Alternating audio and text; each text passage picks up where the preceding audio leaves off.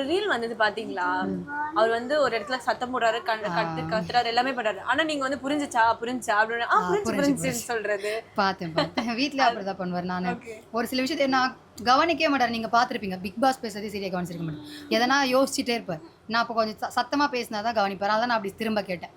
அப்ப எங்கேயோ மைண்ட் எங்கேயோ போயிட்டு இருக்கும். புரியுதான்னு டக்குன்னு அப்பதான் அப்படி பண்ணிட்டு பண்ண பார்த்திருக்கீங்களா? புரியுது. அந்த மாதிரி. வீட்லயே அப்படிதான். ஏதாவது யோசிச்சுட்டு இருப்பார். அதான் சார் அரோராலா பேசும்போது என்ன யோசிச்சுட்டு இருந்தேன், நான் ஏதோ ஒன்று யோசிச்சுட்டு இருந்தேன் அப்படி சொல்லுவேன். ஓகே, உங்களுக்கு அந்த பொசசிவ்லாம் அரோரா கூட டான்ஸ் பண்ணது, அவங்கள லிஃப்ட் பண்ணது அதெல்லாம் பொசசிவ் அதெல்லாம் ஒன்றும் இல்லை.